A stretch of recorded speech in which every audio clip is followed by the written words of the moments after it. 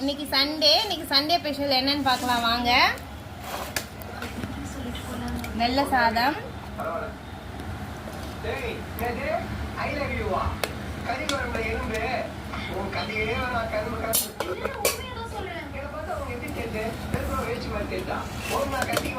அதுக்கப்புறமா வந்து எறா தொக்கு, எறா முட்டை ரெண்டு போட்டு வச்சிருக்கேன்.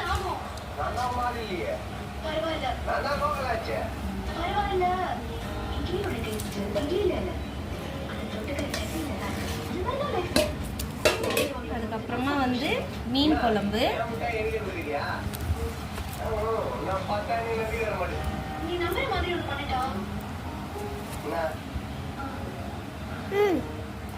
அதுக்கப்புறம் வந்து நெத்திலி மீன் ஃப்ரை.